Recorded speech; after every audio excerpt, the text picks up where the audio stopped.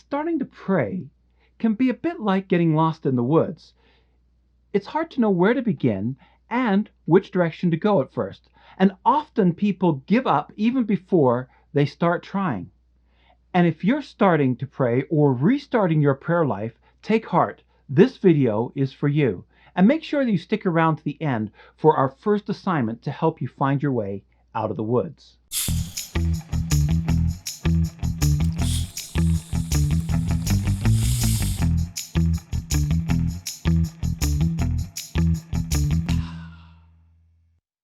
Hi, I'm Jeremy, and welcome to Refresh, where I love to produce content that will refresh your spirit, refresh your mind, and refresh your vision. When we lived in Vancouver, we attended a church for a number of years that had began its life as an Anglican church. And one day I was up in the balcony, kind of rooting around, and I discovered a box of old books. Now, if you know me, I love books, especially old books. And these books were scheduled to be thrown out. And I took a look at them, and as I was looking through, I found this book here called the Book of Common Prayer. And I began to look through it, and I began to read it. And because it was being thrown out, I actually got to take it home with me.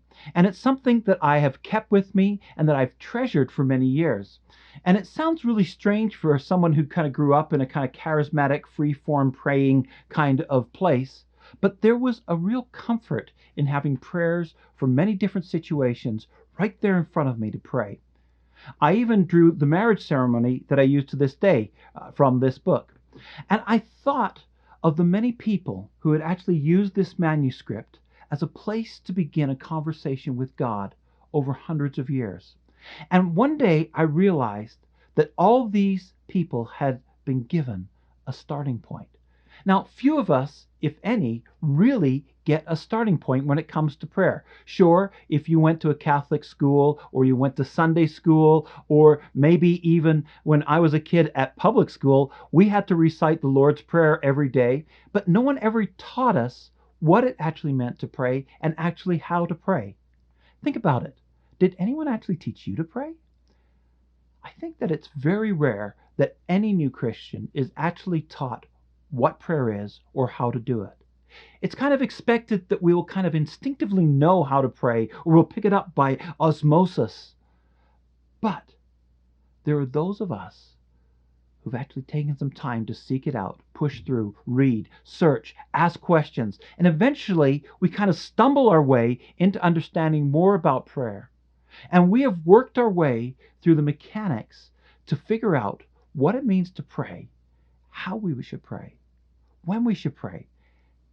But even then, we have not been the best at systematically passing on what we know to those around us. And often one of the things that we do is we'll take a new Christian and basically throw them into the deep end. We get them attending a prayer meeting, and there they're sitting with no map. They get lost. It's a strange landscape. They haven't navigated it before. They don't understand, and often they check out, never fully participating in true prayer. Sometimes when we start praying, we do it because we're told it's a spiritual discipline. And when we start from that point of view, that's just what it becomes for us, a discipline, a labor. And we wonder how anyone could find something that they long to engage with when it comes to prayer, because it seems so dry and hard for us. Some of us may think of prayer as a form or a formula. If I just say X amount of Our Fathers, I'll be good with God. Or if I ask God in this particular way, use these particular words, or don't use these particular words, maybe God will actually hear me. And we need to realize that the starting point for our journey into prayer comes when we start to understand that prayer is not trying to fit in with other Christians. Prayer is not about being disciplined enough. Prayer is not about a formula. But prayer, at its very heart, is a conversation. And meaningful conversations only can take place in the framework of friendship. One thing that I've always loved is the epitaph of Moses. Since then, no prophet has risen in Israel like Moses, whom the Lord knew face to face. When we think of prayer, how often is it that we would describe prayer as a conversation between old friends? I think for many of us, it's like a quick chat with a friendly shopkeeper. When I go to the grocery store, I very rarely have a meaningful conversation with the guy who's stocking the shelf.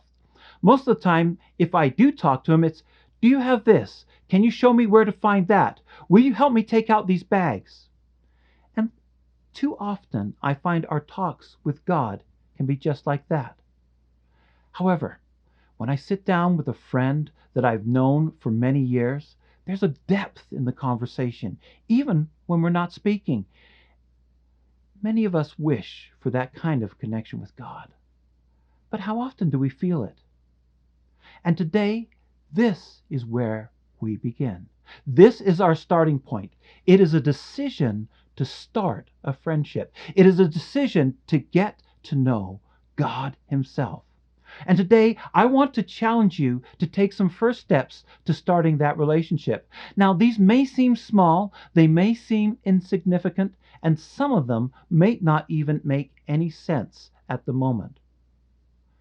But I want to challenge you that these are little steps of faith that we can take as a starting point to begin our journey together into prayer. So, here is today's assignment.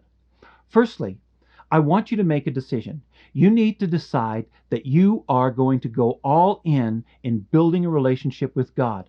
And I want you to put things like comparing other people's relationship with God, guilt from past things, anything that's happened in the past, put it aside and make a decision for the future, because today is your new starting point. Next, I want you to get a notebook. Now, it doesn't have to be fancy, but if you like fancy, that works too. All I'm using is a cheap coilback notebook that I got on sale at the store for 15 cents. And I want you to open it up to the first page, and I want you to write the date on the top. And I want you to write underneath that, "Today is my starting point. The past is past. This is a new day. I am ready for a unique friendship with God." Thirdly, I want you to find something you enjoy. It may be some nice chocolates, or some packages of your preferred salty snack, or maybe a favorite tea or coffee and a special cup. You're going to need those for the next video. And if you haven't done so already, you can go to the Facebook group we've set up especially for this series and share a picture of your notebook and your special treats with us.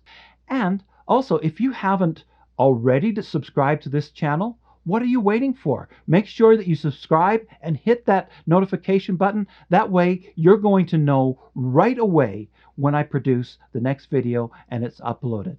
That is all for today. So until next time, keep looking upwards and keep moving onwards, and I will see you in the next video.